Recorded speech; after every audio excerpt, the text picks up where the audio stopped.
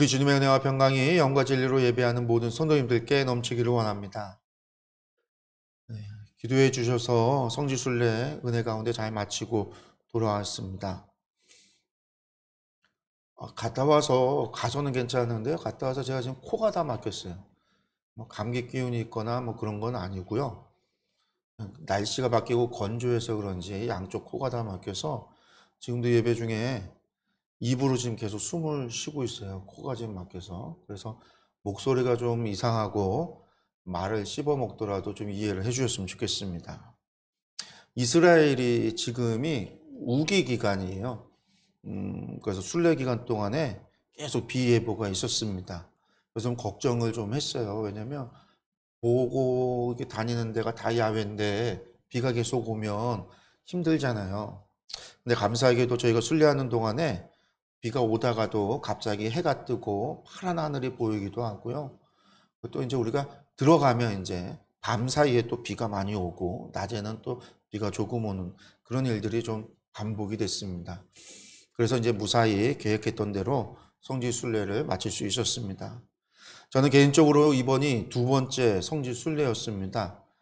제가 처음 갈 때는 사진을 찍어 오겠다라는 생각에 사실 가이드해 주시는 목사님의 이야기도 잘 듣지를 않았습니다. 말씀에 대한 묵상이나 생각도 그리 깊이 하지 않았어요. 사진을 잘 찍어서 이거를 제가 이제 하마을 성경학교를 하니까 우리 자료로 사용하겠다라는 생각에 일념하에 그냥 아주 열심히 사진을 카메라로 2대를 가지고 가서 열심히 사진을 찍었어요. 순례자의 자세보다는 사진을 찍겠다라는 마음밖에 없었습니다. 그러나 이제 이번에는 가이드해 주시는 목사님의 이야기에 좀 귀도 잘 기울이고 또 제가 아는 말씀 안에서 순례길을 다니면서 깊이 생각도 하면서 은혜의 시간들을 보냈습니다. 그러다 보니까 예전에는 미처 보지 못했던 것들도 보게 되고 또 생각하지 못한 것들도 생각이 나는 그런 시간들이었어요. 소망하기는 우리 교회 성도님들을 모시고 교회 자체적으로 성지순례를 꼭 해보고 싶다라는 그런 생각을 해보기도 했습니다. 여러분들 성지순례라는 것이 이스라엘 땅 관광하는 것이 아니라 순례하는 것이죠. 우리가 순례라는 이름을 붙이잖아요. 많은 사람들이 그냥 관광하러 가는 거 아니냐 이렇게 생각하는 분들도 있습니다. 그러나 그게 그렇지가 않아요. 귀로만 듣던 성경의 이야기가 눈앞에 펼쳐지고 그 말씀이 이 환경 속에서, 이 상황 속에서, 이 산지에서, 이 광야 가운데서 이루어졌다라고 하는 것을 우리가 보게 될 때 하나님의 말씀이 그냥 단순한 이야기가 아니라 그것이 역사가 되고 그것이 사실이 되고 그것이 진리가 되는 그러한 은혜와 경험을 할 수가 있습니다. 그것은 성지순례를 해보지 않으면 경험하지 못하는 은혜예요. 그래서 이제 정교회 교인들이나 카톨릭 교인들 가운데 우리 남미 같은 경우 또 그리스 정교회나 아르메니아 정교회나 이런 정교회들 같은 경우에는요, 젊은이들이 처음 돈을 벌어서 가장 먼저 하는 일이 뭐냐면 성지순례를 가는 거예요. 나를 위해서 많은 해외여행도 가고 아니면 배낭여행도 가고 갈 수 있겠지만 가장 먼저 하는 일이 돈을 벌어서 하는 일이 성지순례를 가서 주님이 사셨던, 일하셨던, 역사하셨던 그 땅을 보면서 순례의 길을 걷는 것이라고 해요. 그 이야기를 들으면서 저도 저 첫 번째 성지순례 갔을 때 그 이야기를 들었거든요. 이제 그 얘기를 들으면서 나는 지금까지 뭐 했나 싶더라고요. 그래서 제가 그 뒤로 만나는 모든 후배 목회자들, 우리 신학생들, 제가 이제 학교에서도 가다 보니까 신학생들한테 늘 그 얘기를 해요. 너희들이 돈 벌어서 요즘 젊은이들이 배낭여행 가고 유럽 여행 가는 게 첫 번째 그 목표 가운데 하나예요. 근데 거기 가지 말고 성지순례를 가라. 꼭 가라. 하나님의 말씀이 그냥 글로 보던 것이 우리가 눈으로 보고 경험하게 되어질 때 하나님의 말씀이 정말로 역사가 되고 사실과 진리가 되어지는 경험을 한다라고 이야기합니다. 이번에 아내와 같이 가면서 아내와도 이야기를 했는데 아내도 그런 이야기를 해요. 늘 성경의 말씀을 이야기로만 듣다가 이스라엘 땅을 보게 되니까 이해가 된다는 것이죠. 아는 만큼 보인다고 가이드 목사님의 이야기를 들으면서 성경 공부했던 것들이 말씀이 생각이 나고 이해가 된다라는 거예요. 그래서 더 공부하고 왔으면, 다시 왔으면 이런 이야기를 합니다. 그래요. 우리가 꼭 우리 성도님들 모시고 같이 갈 수 있기를 소망합니다. 우리나라와 이스라엘이요, 시차가 7시간 차이가 납니다. 그만큼 아주 멀다라는 이야기죠. 거의 뭐 정반대에 있다라고 생각을 해도 됩니다. 뿐만 아니라 우리나라와 많은 교류가 있는 나라도 아니에요, 사실. 성지순례를 가는 기독교인들이나 카톨릭 성도들을 빼면요, 사실 그 나라에 갈 일이 없습니다.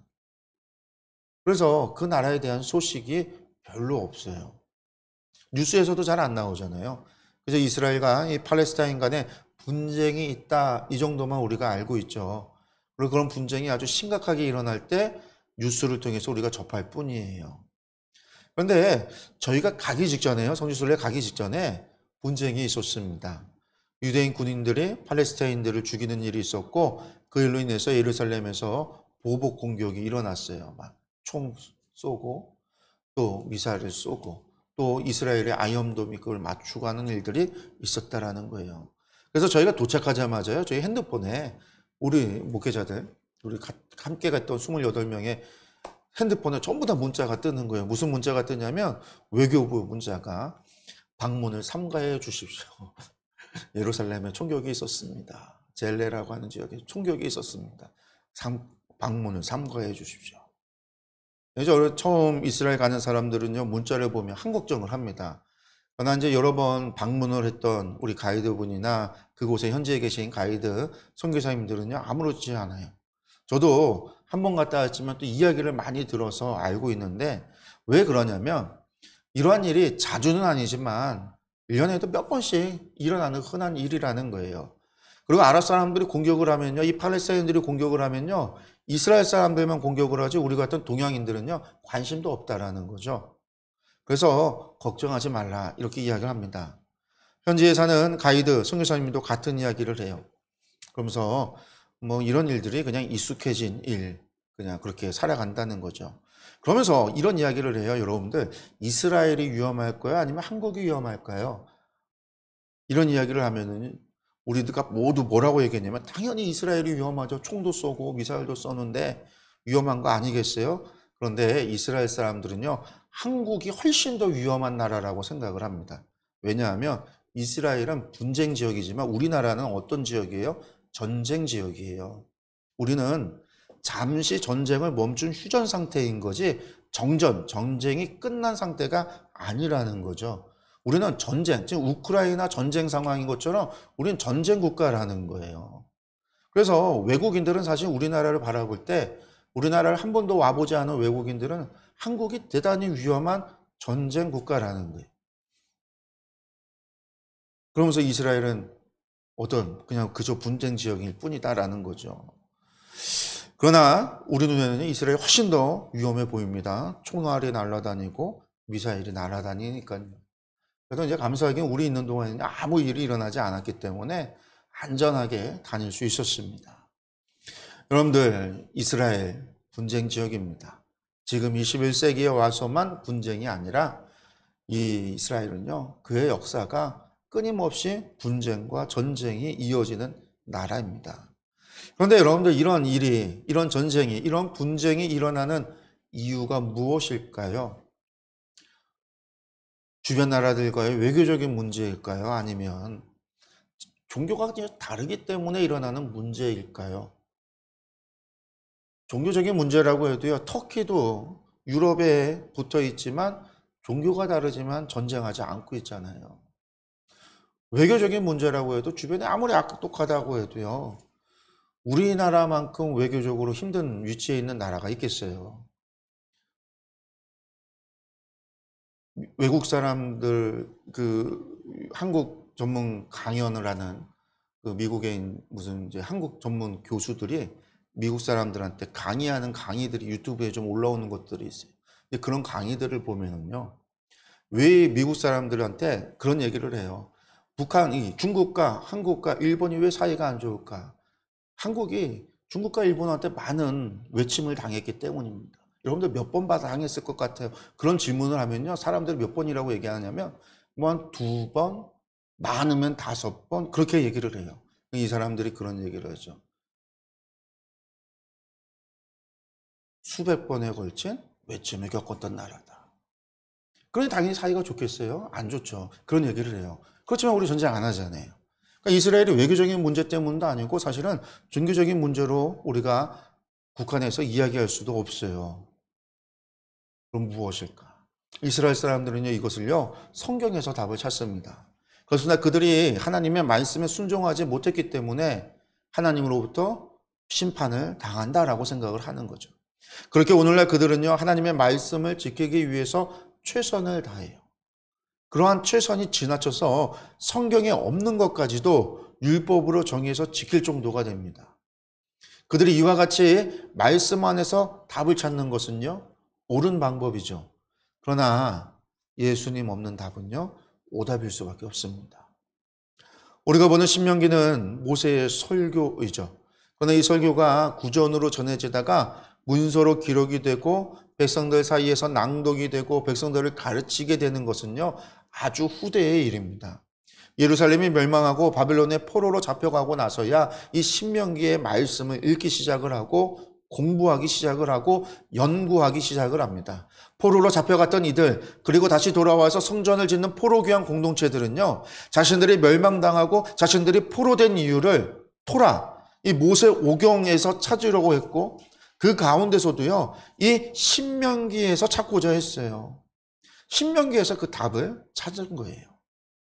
그래서 그들은 신명기의 말씀을 읽고 그 말씀대로 살아가기 위해서 노력을 했습니다. 그런데 그 결과가 무엇이냐면 하시딤이라고 불리우는 경건주의자들이 나오는 거예요. 유대 가운데 경건주의 운동이 일어난 거예요. 우리 과거처럼 우상 숭배하며 살아가지 말고 하나님 말씀대로 살아가자라고 하는 운동이 일어난 거예요. 그리고 이 하시딤이 이 경건주의 운동에서 뭐가 나오냐면 우리가 잘 알고 있는 신약의 바리새인들이 나오는 거예요. 그러나 여러분들 이 바리새인들의 노력도 실패를 하죠. 그 결과가 AD 70년의 예루살렘의 멸망입니다. 이 예루살렘이 멸망당하고 나서 유대인들은요, 왜 성전이 무너지고 자신들은 왜 다시 약속의 땅을 잃었는지 그 답을 찾고자 했어요.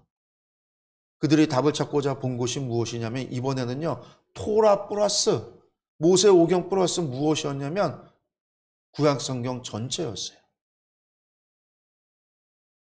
24개의 두루마리로 되어져 있었던 타낙. 이 타낙, 구약성경에서 답을 찾고자 했습니다. 여러분들, 그리고 그 결과가 무엇이냐면 오늘날의 유대교예요, 유대교. 그러나 그들은 잘못된 답을 찾았죠. 예수님만이 우리의 길이요 진리요 생명이신데 그들은 이것을 인정하지 않았습니다. 그래서 지금도 자신들을 구원해 줄 메시아를 기다립니다. 그리고 그들은 여전히 분쟁 가운데 살아가고 있습니다. 여러분들 왜 그런 거죠? 오답의 결과인 거죠. 성도 여러분, 오답이 아닌 정답을 알기 위해서는요, 문제를 우리가 바르게 이해할 필요가 있습니다. 문제가 무엇이냐 그러면 오늘 우리가 읽은 말씀에도 그 문제가 나옵니다. 무슨 이야기입니까? 오늘 말씀이 우상 숭배에 관한 경고의 말씀이죠. 먼저 29절과 30절의 말씀을 다시 한번 보겠습니다. 내 하나님 여호와께서 내가 들어가서 쫓아낼 그 민족들을 내 앞에서 멸절하시고 내가 그 땅을 차지하여 거기에 거주하게 하실 때에 너는 스스로 삼가 내 앞에서 멸망한 그들의 자취를 밟아 올무에 걸리지 말라. 또 그들의 신을 탐구하여 이르기를 이 민족들은 그 신들을 어떻게 섬겼는고 나도 그와 같이 하겠다 하지 말라. 아멘.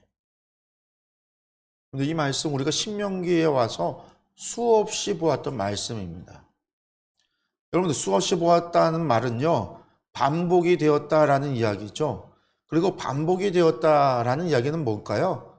이것이 그만큼 중요하다라는 말씀입니다.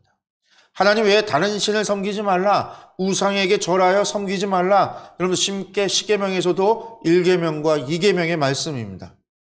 그러나 이스라엘은 이것을 지키지 못했습니다. 여러분들, 이스라엘 사람들이 이집트에서 어떤 생활을 했냐면 종살이를 했어요. 그리고 종살이 할 때 그들이 한 일이 무엇이었냐면요. 진흙으로 벽돌을 만드는 일을 했습니다. 그러나 그 일 이전에 그들은 어떤 사람이었냐? 양을 치는 사람들이었죠. 한마디로 목축업이 그들의 전문 분야입니다. 아브라함으로부터 이삭과 야곱 그리고 그들의 후손들은 대대로 양을 치는 사람들이에요. 이스라엘 민족은요. 광야에서도 농사를 짓지 않았습니다. 그들은 양과 염소를 길렀습니다.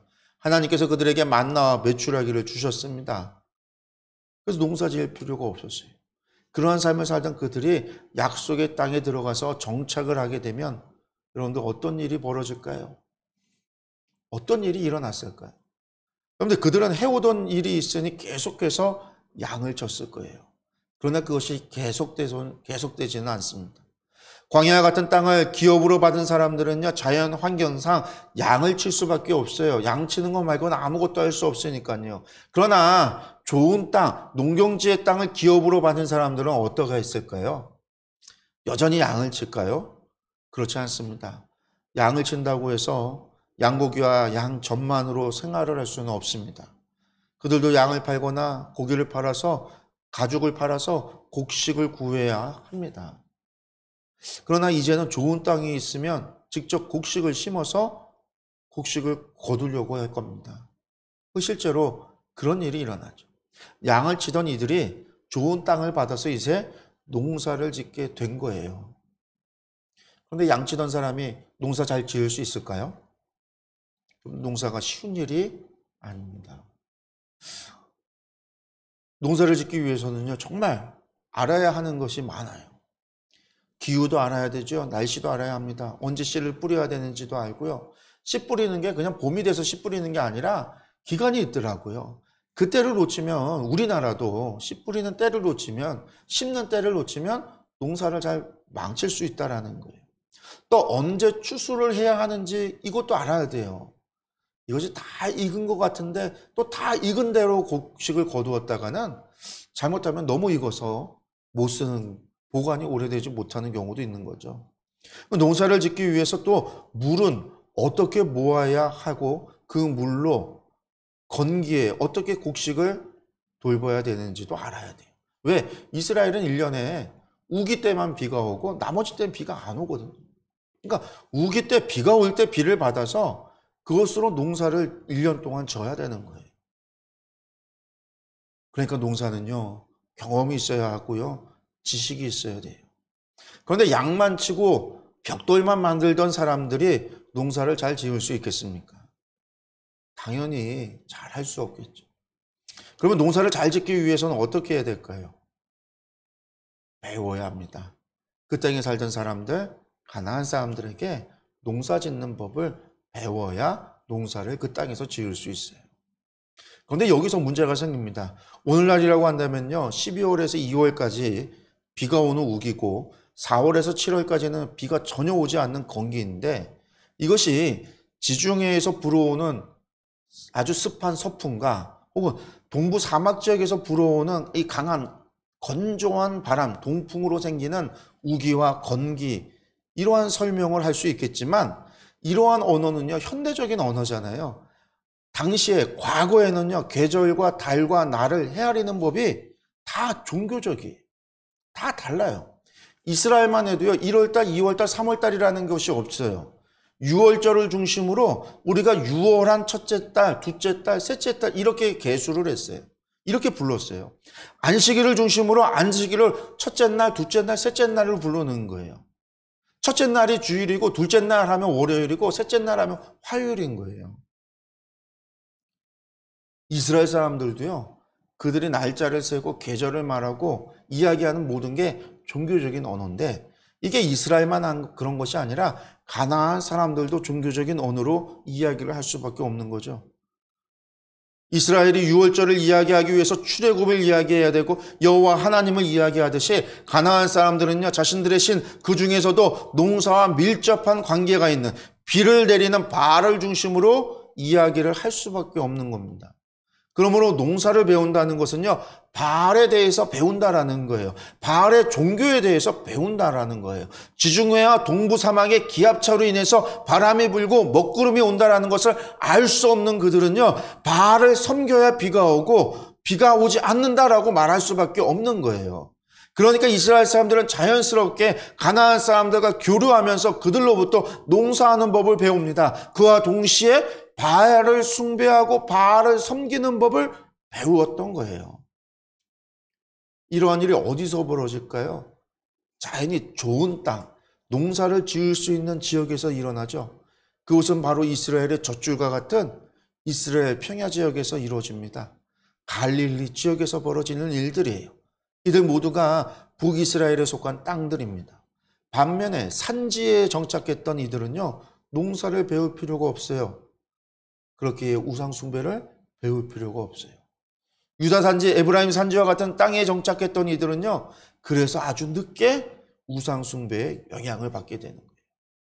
제가 가서 이번에 찍은 사진인데요. 사진 한번 보시면은요. 여기 보시면 유다 산지 보시면은요. 이게 유대 광야예요. 풀 한 포기가 없어요. 이게 이제 우기라 비가 오기 시작을 하면 그나마 이제 풀이 좀 자라요. 이게 이제 2월달, 3월달까지 풀이 자라고요. 4월로 넘어가면 풀이 또 다 죽어요. 건기가 되면. 그래서 이 사이에 이제 양을 치러 다니면서 양이 풀을 뜯어 먹고 3월, 4월 지나서 다 막 이게 이제 풀이 다 죽어버리면 또 이제 풀 나는 지역을 따라서 산에서 내려와서 여리고 쪽으로 내려가거나 그렇게 이제 내려가서 풀을 찾아서 이동할 수밖에 없어요. 이게 유대 광야예요. 유다 지파들이 정착했던 땅. 이 유대 광야예요. 그러면 이 땅은 뭐냐면요. 이스라엘 평야예요. 이게 나사렛에서 올라가서 나사렛에서 내려다본 풍경입니다. 지금 이제 여기가 나사렛의 절벽이에요. 나사렛이 산 위에 있는 마을이거든요. 예수님 마을이. 그래서 이제 예수님 고향에 갔을 때 설교하고선 그 마을 사람들이 예수님을 절벽에서 밀어서 떨어뜨려 죽이려고 하잖아요.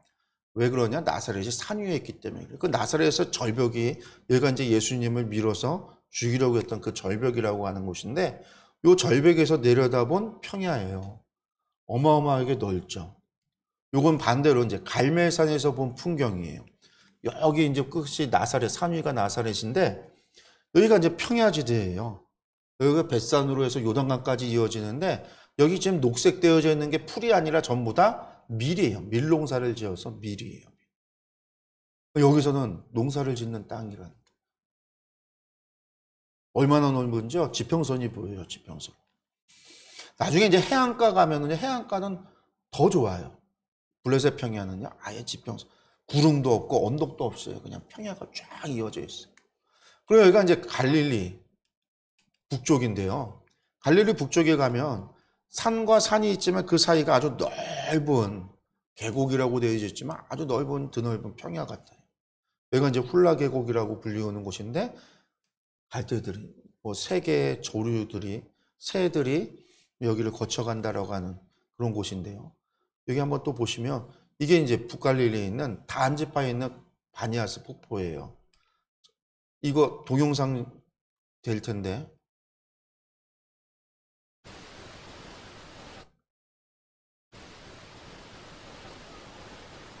소리만 나고 화면이 없어지네. 여기 이제 여기 막 이게 지금 물이 흘러내리는 거고 그 뒤쪽에 이제 영상에 폭포가 막 있는데 이게 요단강이 수원이 세 군데거든요. 세 군데에서 수원이 와서 요단강이 돼서 갈릴리로 흘러가는데 그 중에 하나인데 물이 어마어마하게 많고 주변이 다 우리나라 산 같아요. 나무와 풀이 많은. 그러니까 유다만 해도요. 유대광야만 해도 풀 하나도 없잖아요. 나무도 없어요. 근데 또 어딜 가면요. 평야가 그렇게 있고요. 또 어딜 가면 이렇게 산에 물이 풍부해서 과일이 풍성한 지역이 나와요. 재미있는 건요. 이 이스라엘 땅이요. 우리나라 강원도만 해요. 남북한에 합쳐져 있는 강원도. 원래 강원도 그 땅만 해요. 그러니까 한 태백에는 유대 광야가 한 태백쯤이라고 한다면 이스라엘 평원은요. 한 원주에서 춘천 정도 되는 거예요. 그 사이에는 또 태백에서는 태백쯤 되는 곳에는요. 나무 한 폭이 없고 원주쯤 되니까 드넓은 평야가 있고 저기 포천쯤 가니까 또 이렇게 막 나무와 숲이 많고 물이 풍부한 지역. 근데 이스라엘이 그렇다라는 거예요. 이스라엘이. 중심과 북쪽으로 좋은 땅이 있고 남쪽으로 갈수록 좋지 못한 땅. 해안가로 가면요 또 좋은 땅이에요. 동쪽으로 갈수록 또 산지 지역 좋지 않은 땅이에요. 여러분들 이러한 땅을요 12구역으로 나누어서 이스라엘 사람들이 기업으로 받은 거예요. 이처럼 이스라엘은요 각자 기업으로 받은 땅에 정착을 하죠. 그리고 그들은요 이러한 우상 숭배에 유혹을 받게 됩니다. 어디에? 좋은 땅을 받은 사람들일수록. 그런 하나님께서는요 그런 그들에게 분명하게 경고를 합니다. 내가 그 땅을 차지하여 거기에 거주하게 하실 때에 너는 스스로 삼가 내 앞에서 멸망한 그들의 젖체를 밟아 올무에 걸리지 말라. 또 그들의 신을 탐구하여 이르기를 이 민족들은 그 신들을 어떻게 섬겼는고 나도 그와 같이 하겠다 하지 말라. 이렇게 말씀하시죠. 여러분들 농사를 배운다는 건요 그 신들을 어떻게 섬겼는지를 연구하고 탐구해야 하지 않은 거예요. 그런데 이러한 하나님의 명령, 이렇게 거듭하여 이 명령을 하시는 이유가 무엇일까요? 그것은요 그 땅에 살던 가나안 족속들이 행하던 우상 숭배는 하나님께서 가증히 여기시는 것이기 때문입니다. 31절과 32절 말씀 보겠습니다. 내 하나님 여호와께는 내가 그와 같이 행하지 못할 것이라. 그들은 여호와께서 꺼리시며 가증히 여기시는 일을 그들의 신들에게 행하여 심지어 자기들의 자녀를 불살라 그들의 신들에게 드렸느니라. 내가 너희에게 명령하는 이 모든 말을 너희는 지켜 행하고 그것에 가감하지 말지니라. 하나님께서 분명하게 말씀하시죠. 그와 같은 것들은 여호와께서 꺼리시며 가증히 여기시는 일이다. 무엇이 그렇다는 거죠? 우상 숭배하는 것. 심지어 자기들의 자녀를 불살라 그들의 신들에게 드렸다라는 거예요. 그렇습니다. 이 가나안 민족은요 인신 제사를 드렸어요. 바알만의 문제가 아닌 거죠. 그들이 그 땅에 살면서 농사를 배우면서 바알을 섬기게 되면 끝일까요? 아닙니다. 바알을 섬긴과 같이 다른 문제에 있어서도 다른 해결 방법도 배우게 돼요. 여러분들 유대교, 이스라엘은요 유대교가 이야기하는 우리에게 성경이 말하고 있는 것은요 하나님 외에 다른 신을 섬기지 말라. 오직 여호와 하나님뿐이시다라고 이야기하잖아요. 하나님 한 분뿐이 없으시다라고 분명하게 말씀하고 계세요. 그러나 당시 사람들은 그렇지 않아요. 신들은요 특화되어져 있어요. 비를 내리는 신이 있으면요 가뭄의 신이 있고요, 재앙의 신이 있고요, 죽음의 신이 있고요, 전쟁의 신이 있고요, 질병의 신이 있고요. 여러분들 신들은 특화되어져 있어요. 그 얘기는요 바알을 찾듯이 문제가 생기면 또 다른 신을 찾을 수 있다라는 이야기예요. 특히 어린 자녀를 신에게 바치는 우상 숭배, 그 우상이 뭐냐면 몰렉입니다. 성경에서는요 몰렉, 몰록, 밀곰 이렇게 다양하게 나타나는데 흔히들 암몬족의 주신이라고 이야기를 해요. 그러나 몰렉은요 암몬 사람들만 섬긴 게 아니에요. 가나안 지역뿐만 아니라 북아프리카 지역까지 아주 넓은 지역에서 이 몰렉을 숨겼어요. 그 얘기는 다른 말로 그 넓은 지역에서 어린 자녀들을 인신제사하는 그러한 일들이 성행했다라는 이야기예요. 특히 바알을 주신으로 섬기는 페니키아, 성경에서의 두로와 시돈에서는 바알과 함께 이 몰렉도 섬겼습니다. 그렇게 이스라엘이 농사짓는 법을 배우면서 바알과 함께 이 몰렉에 대해서도 배우게 되는데, 몰렉이 이토록 넓은 지역에서 숭배되는 이유는요, 몰렉은 왕이라는 의미를 가지고 있는 신들의 왕일 뿐만 아니라 이 몰렉은요 모든 문제를 해결해주는 해결사의 능력을 가지고 있다라고 했어요. 그래서 몰렉은요 우리의 문제를 해결해 주시는 신이에요. 그렇지만 반대로 얘기해서 몰렉이 기분이 나쁘면요 우리에게 문제를 내려요. 우리에게 재앙을 줘요. 우리에게 환난을 내리는 신이기도 한다. 그래서 어떠한 재앙이 내리거나 어떠한 어려움이나 환난이 있으면요 누구를 찾느냐? 신 몰렉을 찾는 거예요. 문제가 생기면요 몰렉을 찾는 거예요. 재앙도 막아주고 문제도 해결해 줍니다. 혹은 몰렉이 화가 나서 재앙을 내리거나 문제를 주기도 한다고 한다면 몰렉을 달래야 돼요. 기분을 풀어줘야 돼요. 이때 몰렉으로 하여금 소원을 들어주게 하는 방식이 무엇이냐면 자신에게 있어 가장 소중한 것을 바치는 거예요. 그 몸에서 난 가장 소중한 것 바로 자식인 거죠. 그래서 가나안 사람들은요, 비가 오지 않으면 발을 쳐왔습니다. 재앙이 오면은요, 우박이 쏟아지고 지진이 나고 화산이 터지고 하면 몰렉을 찾아요. 추수 때에 적군이 쳐들어오면 몰렉을 쳤습니다. 자녀를 불태워 몰렉에 바쳤습니다. 그런데 이스라엘이 바알만 배웠을까요? 몰렉도 배웠습니다. 문제 해결을 위해 몰렉을 섬기는 것도 배웠습니다. 솔로몬도 몰렉의 산당을 세웠어요. 그것도 아주 큰 산당을 세웠습니다. 뿐만 아니라 예루살렘역 흰놈의 골짜기에도 몰렉의 산당을 세웠어요. 그리고 그곳에서 자녀들을 인신제사 드립니다.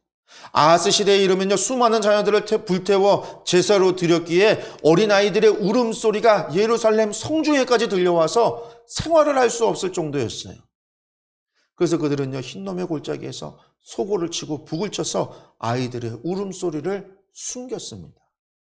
성도 여러분, 이러한 그들의 죄를 하나님께서 두고만 보실까요?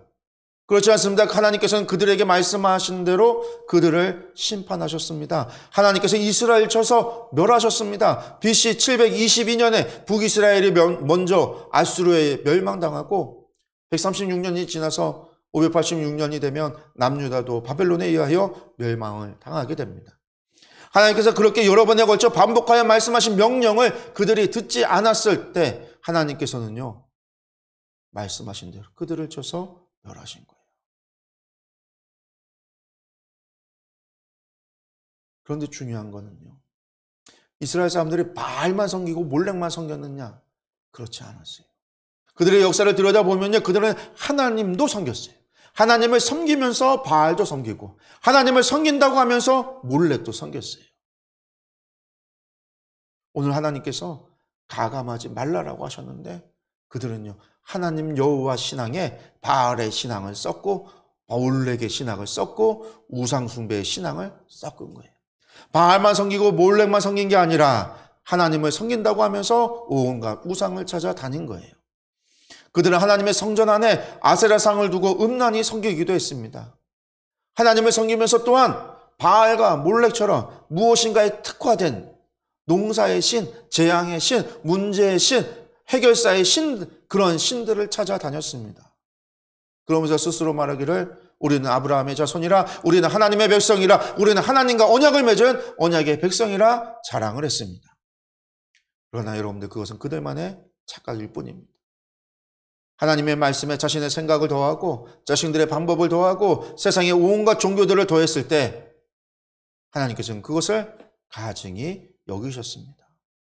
성도 여러분, 이것이 구약의 이스라엘에서만 일어난 일일까요? 여러분들, 그렇지 않습니다.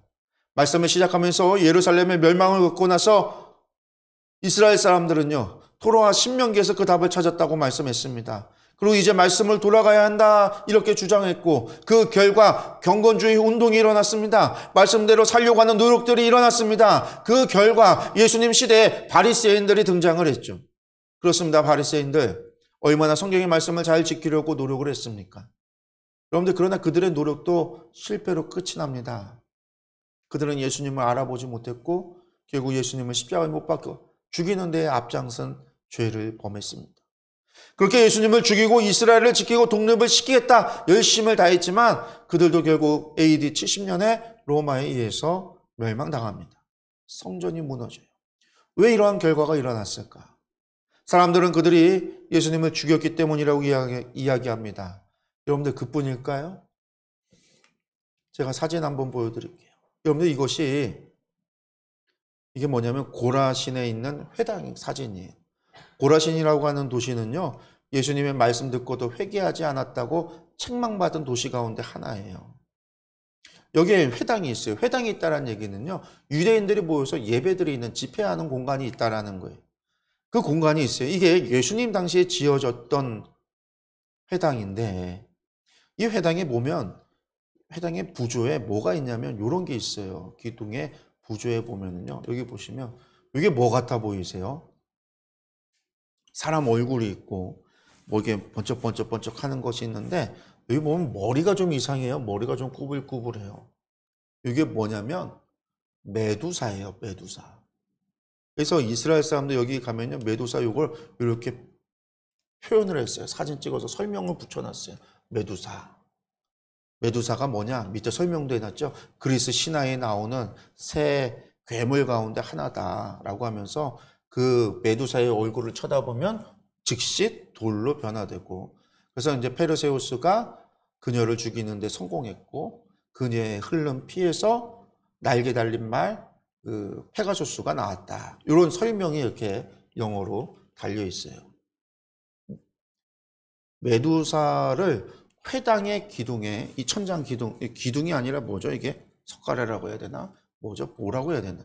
거기에 메두사를 이렇게 해놓은 거예요. 왜 해놨을까요, 여러분들?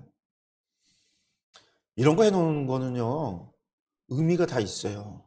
우리나라 광화문에 가면 그 광화문 앞에 해태상들이 있잖아요. 해태상. 해태상 해놓는 이유가 뭐죠? 풍수지리상 관악산에 화기가 세서 불이 날 수 있기 때문에 물을 주관하는 해태를 두어서 화기를 억제하겠다라는 의미가 있어요. 풍수지리에 따라서 그렇게 놓는 거예요. 메두사가 왜 이걸 해놨을까요? 이 괴물이 있으니까요. 뭘 쫓아낼 수 있어요? 악한 것들을 쫓아내는 부적의 의미가 있는 거예요. 예수님 당시에 이스라엘 사람들이 회당을 짓는데, 하나님을 예배하는 교회를 짓는데 그 교회에 귀신 쫓아내는 부적을 붙여놨다라고 여러분들 생각을 해보세요. 우리가 교회를 짓는데 우리 교회 입구에다가 부적을 써갖고 노란색에 붉은 글씨로 어떤 무당에게, 용하다는 무당에게 부적 써갖고서 붙여놨다라고 생각해보세요. 그게 가당키다는 말이겠어요? 그런데 회당에다가 돌에다 새겨서 붙여놓은 거예요.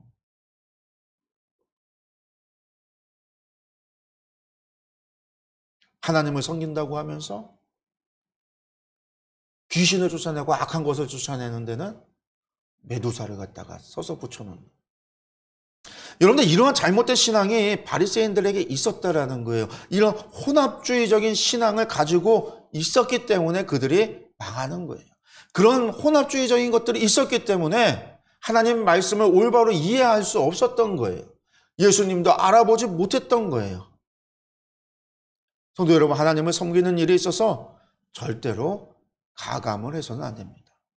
세속적인 방법을 가져오거나 우상 섬기는 방법을 가져오거나 무당 점치고 굿하는 것을 교회 가운데로 가지고 들어와서는 안 됩니다. 이러한 혼합적인 방법은 하나님께서 가증히 여기시는 거예요. 우리가 정말 여호와 하나님을, 전능하신 하나님, 전지하신 하나님, 유일하신 하나님, 완전하신 하나님, 사랑의 하나님, 또한 거룩하신 하나님, 공의의 하나님이라고 믿는다라고 한다면 세상에 다른 방법이 필요 없습니다. 하나님의 말씀이 진리입니다. 하나님께서 세우신 규례와 법도가 우리 인생의 기준이 됩니다. 다른 것을 가감할 필요가 없어요. 신앙의 형태도 마찬가지입니다. 그저 지금까지 해왔던 것이기 때문에 아무 생각 없이 그저 따라하는 것, 문제가 있습니다. 그것이 잘못된 것이라고 한다면 가감히 고쳐야 합니다. 바꿔야 합니다. 개혁이 필요하다면 개혁을 해야 합니다. 우리의 예배가, 우리의 찬양이, 우리의 기도가, 우리의 섬김이 올바른가 그렇지 못한가 살펴야 합니다. 혼합되지는 않았는가 따져야 합니다. 하나님의 말씀에 비추어 점검해야 합니다. 나의 예배하는 자세가 무당 굿하는 것과 같지는 않은지, 하나님의 말씀을 읽는 나의 마음이 점치는 모습은 아닌지, 내가 기도하는 기도가 우상에게 비나이다 비나이다 하는 것은 아닌지 살펴야 한다라는 거예요. 사랑하는 성도 여러분, 이스라엘 지금도 분쟁 가운데 있습니다. 그것은 결국 그들이 잘못된 답을 찾았기 때문입니다. 여러분들, 우리도 잘못된 답을 찾는다면 그들과 다르지 않은 길을 가게 될 겁니다. 하나님의 말씀에 가감하지 말고 그 말씀에 순종하는 저와 여러분들이 되시기를 바랍니다. 그렇게 행함으로 하나님께서 약속하신 복을 누리고 살아가는 그러한 복된 우리 성도들이 되기를, 우리 충주토교회가 되기를 간절히 축원합니다. 기도하겠습니다.